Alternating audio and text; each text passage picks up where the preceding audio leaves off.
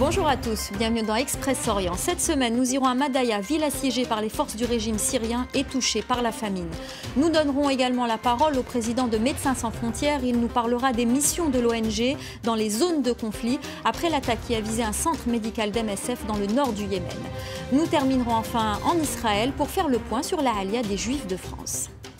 Mais avant de développer ces titres, cette explosion dans le cœur historique d'Istanbul, elle s'est produite près des deux monuments les plus visités de la ville, la basilique Sainte-Sophie et la mosquée bleue. Le bilan est d'au moins 10 morts et plusieurs blessés. Les autorités turques sont formelles. Il s'agit d'un attentat suicide perpétré par un Syrien. En Syrie, en 5 ans de guerre, le pays semble avoir tout traversé. Combats intenses, exode, attaques chimiques et à présent la famine.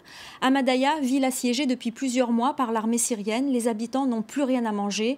La faim a tué des dizaines de personnes. Les premiers camions humanitaires ont enfin pu entrer dans la ville et porter secours à la population. 44 camions au total, chargés de vivres et de médicaments. C'est le premier convoi humanitaire organisé par les Nations Unies qui réussit à entrer dans la ville de Madaya. Les habitants sont émus aux larmes. Depuis plus de 6 mois, ils sont assiégés par des troupes favorables au régime de Bachar el-Assad. Ces dernières semaines, plusieurs personnes sont mortes de faim. J'ai vu beaucoup de souffrance. Des gens tuaient leurs chats pour les manger. D'autres se nourrissaient avec de l'herbe ou des détritus. Nous n'avons plus rien à manger. Beaucoup d'habitants sont malades. 1 kilo de riz au marché noir coûte près de 300 €. Ça, c'est ma fille. Elle a 7 mois et je n'ai plus de lait pour elle. La ville de Madaya, située à 40 km de Damas, compte 42 000 habitants. Depuis plusieurs semaines, ils lançaient des appels au secours sur Internet en publiant des images d'enfants affamés. À l'hôpital, les médecins filmaient les corps décharnés de leurs patients. Pour les habitants de Madaya, l'arrivée de ce premier convoi représente un immense soulagement. Ils espèrent qu'il y en aura d'autres et ils attendent maintenant que le siège de leur ville prenne fin. Direction le nord du Yémen, où un missile a touché dimanche dernier un centre médical utilisé par Médecins sans frontières. Le bilan est de 4 morts et 10 blessés, parmi eux 3 membres du personnel. Nos reporters Nordine Béziou et Marie Schuster ont rencontré le président de MSF. Il décrit les missions de ces médecins et soignants qui se rendent en zone de guerre.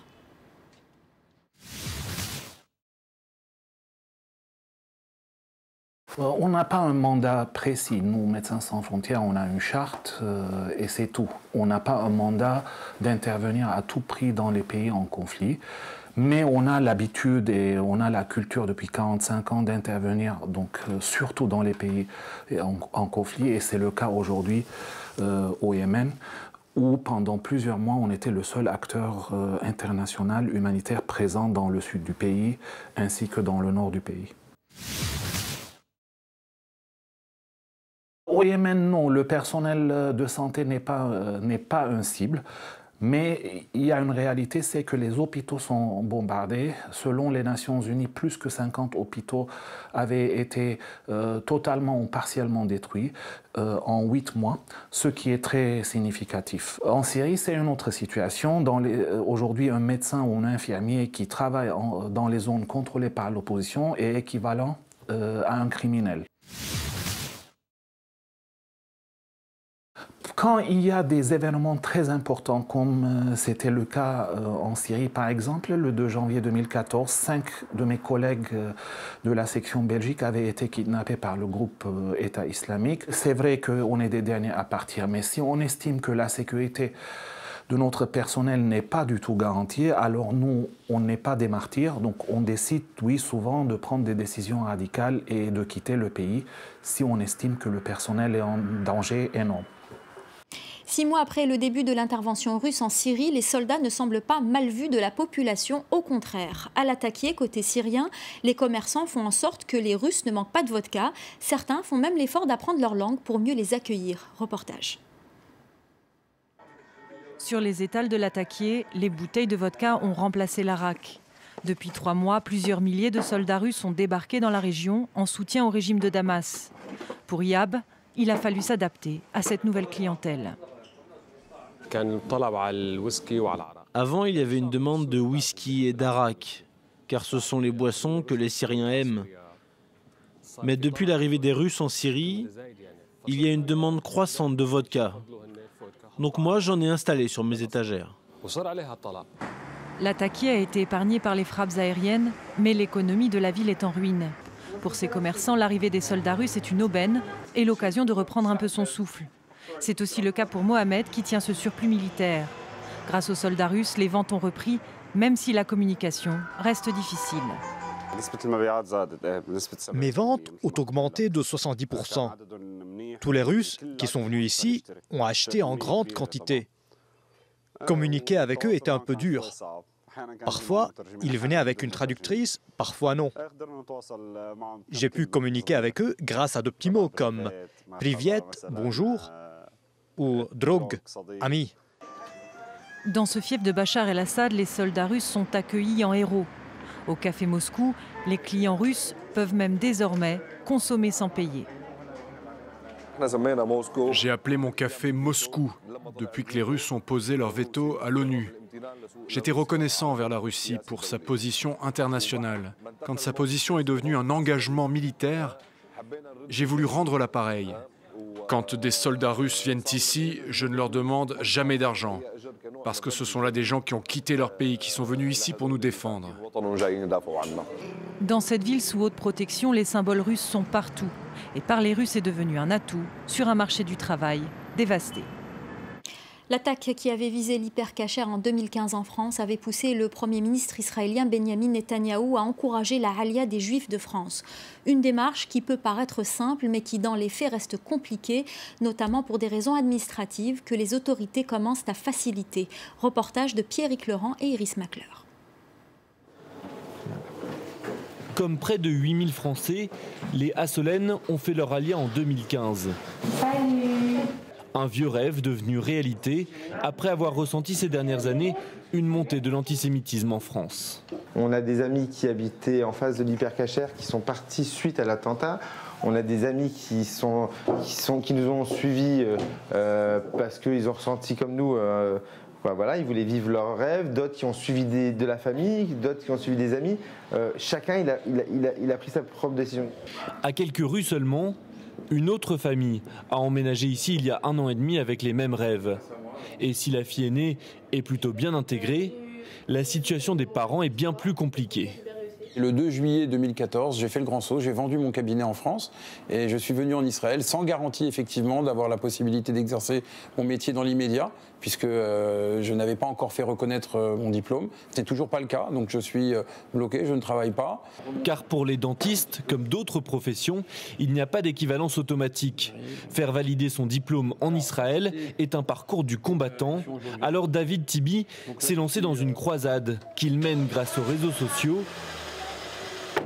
et jusqu'au cœur du système politique.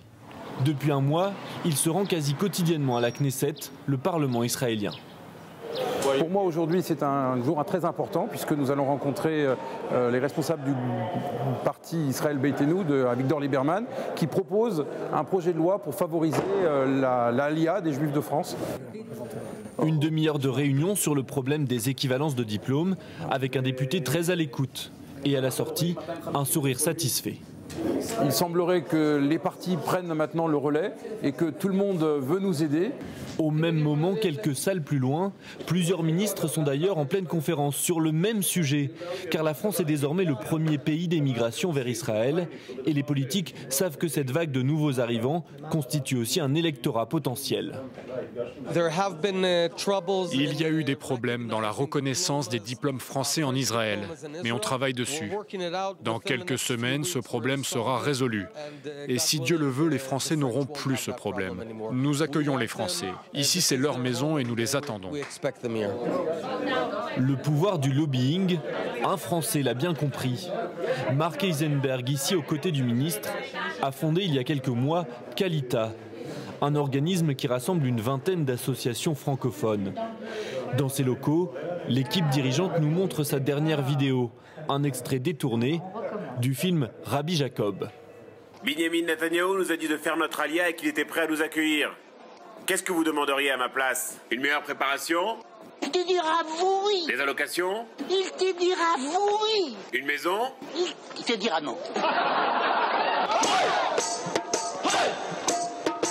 Supprimer les obstacles rencontrés par les Français est une nécessité, mais pour l'agence juive qui accompagne les candidats à l'ALIA, il faut surtout anticiper.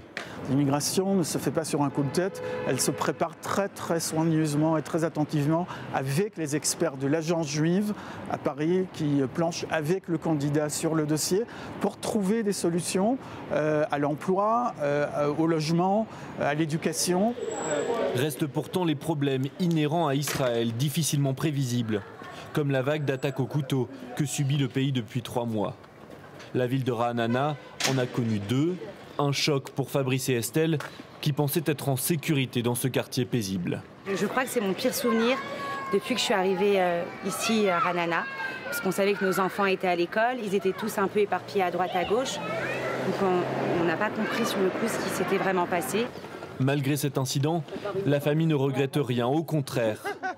Léa Solène se sentent plus libres ici de pratiquer leur religion.